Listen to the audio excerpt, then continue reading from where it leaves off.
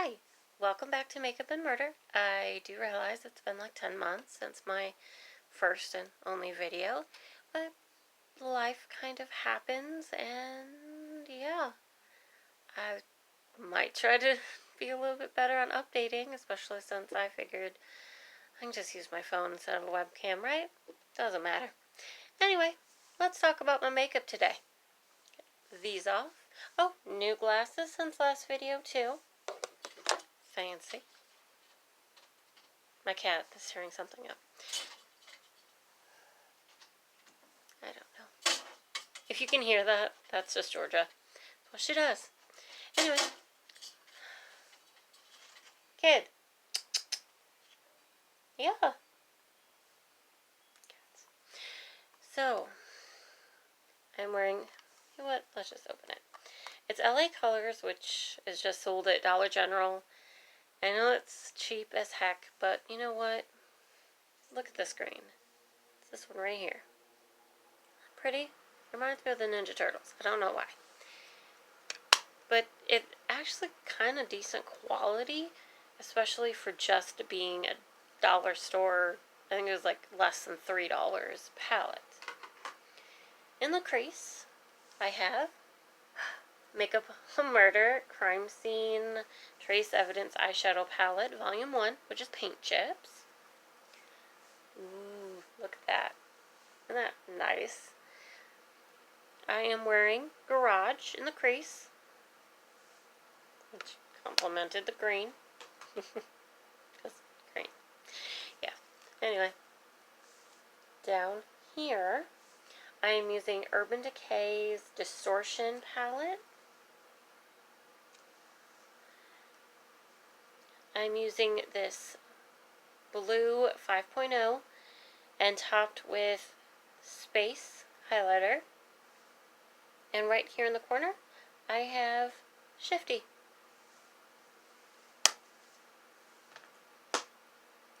Let's get on to face. I finally have a foundation. I haven't had good experiences with foundation throughout my life because I started in high school with, this is going to sound stupid, but the Hot Topic Pure White Goth Kid powder foundation. It was total crap, but I wore it, and I wore this Neutrogena blue anti-shine stuff with it, and it just made me paler.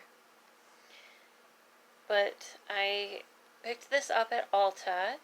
A sales lady helped me pick it out because I knew I wanted a mineral foundation, and I prefer powder products over liquid. It's just a personal thing, especially because I do wear glasses, and when I've tried liquid, my glasses just slip down my face, and it's a whole thing. But this is her. I did break this like 10 minutes ago on accident because I'm clumsy. And this is in Porcelain, which is the lightest shade that they have because I don't go outside ever. And I probably should, you know, vitamin D and all. I am wearing a little bit of bronzer. I just picked up this e.l.f. one because I've never used bronzer. It barely shows up really. But being so pale, I really don't want a 5 o'clock shadow kind of thing going on. So one that doesn't have a lot of oomph in it works just fine for me. Especially I didn't know exactly how to use this when I got it. And it's just sort of a starter. Once I use that up, I might move on to something a little bit more fancy. I have on as a blush. Okay, this I picked up in Rockford, Illinois when I was probably 17 or so.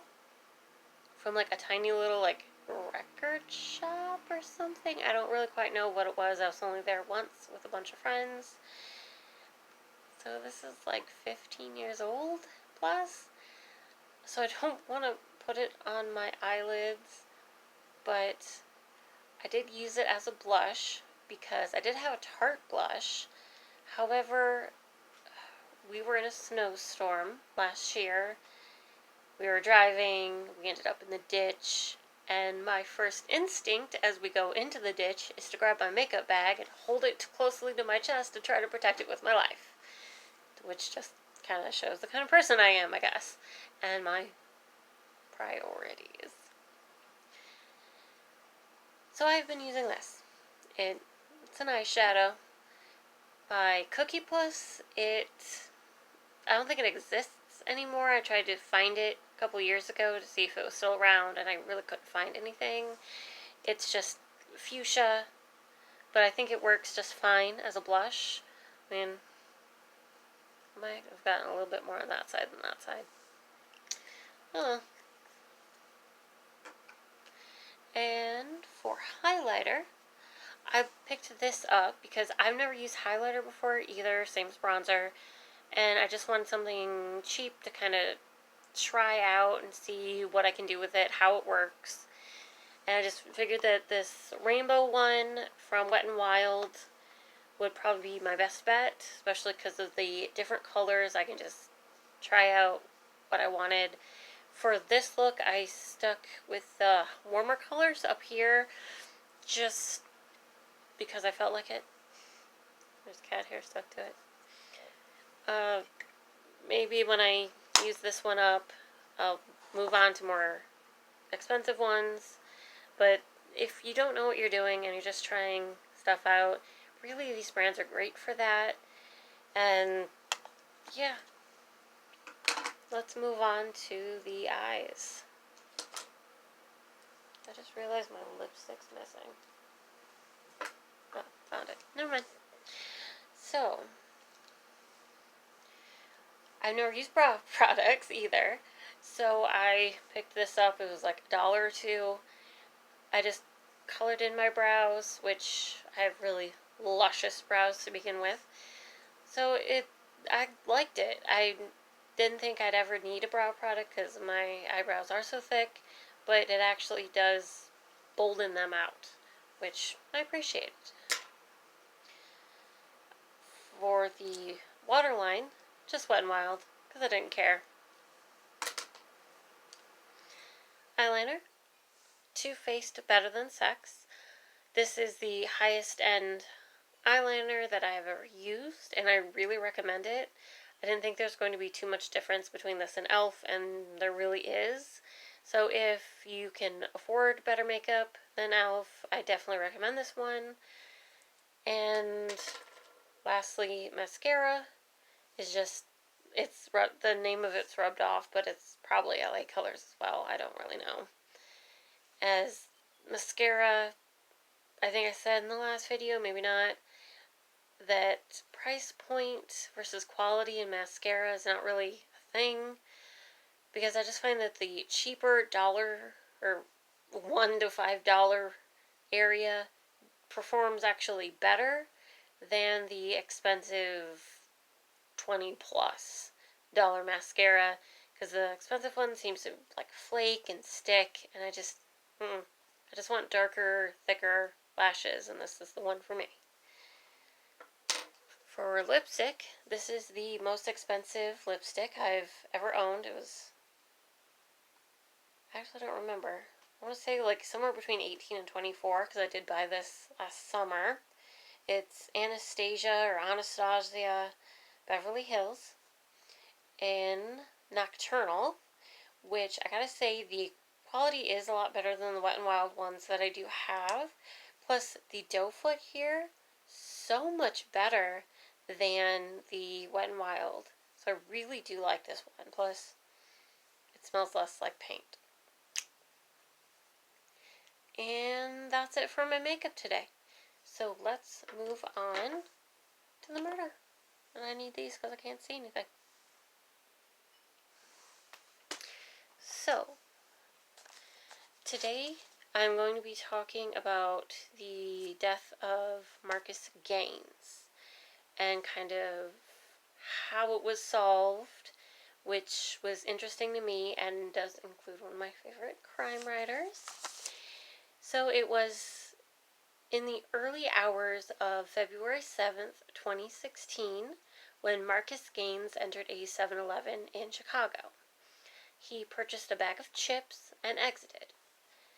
outside on the sidewalk, a man in a green hoodie gets in a bit of a tiff with the convenience store security guard.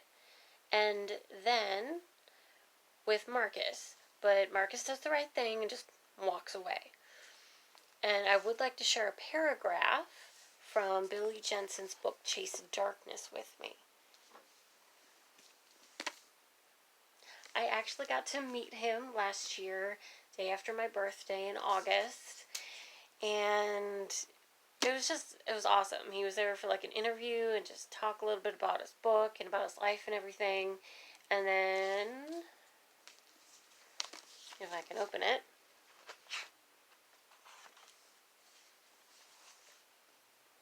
signature.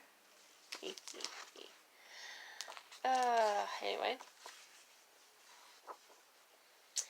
I would like to read this paragraph. Anyway. But the man in the green hoodie pursues him. Marques' walk turns into a run. He takes 3 strides and then for some reason turns back around to face the man. The man in the green hoodie hits him in the head with a crushing right hook, sending his body backward into the crosswalk.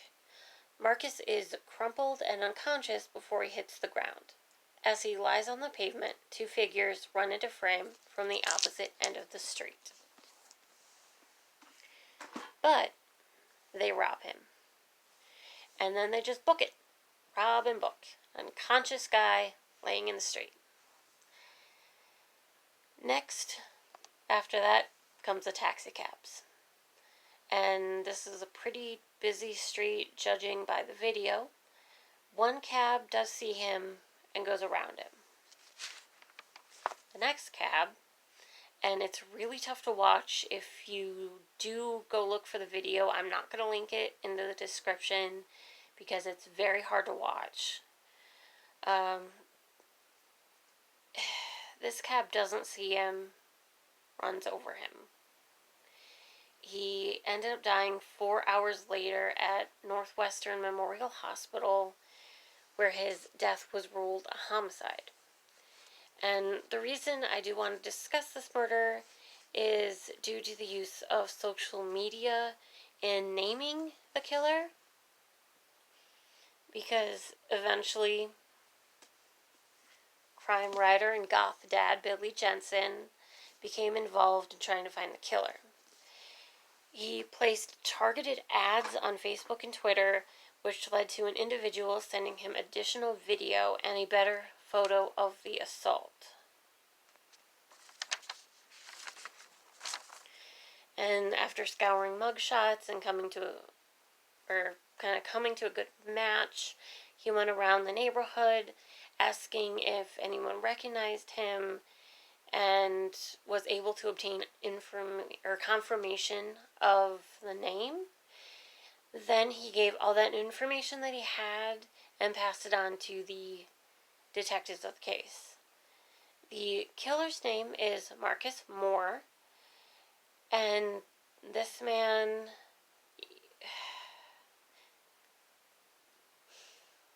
he had multiple felonies and arrests prior to this incident, and he has since been released. Moore was arrested in 2017, but was not charged with murder. Instead, he pleaded guilty to aggravated battery, receiving a sentence of 4.5 years, which was reduced, and he was credited with time served. And that is the death of Marques Gaines. And I know I was going to try to do like a charity every video. The one that I wrote the script for this months and months ago. But really, if you can give to like one of the bailout ones or really anything. This was not a good ending. Anyway, like, comment, subscribe. I'm not good at videos, that's fine. It's just a hobby. 6 people watch it, it's fine. So, again, thanks for watching. Bye.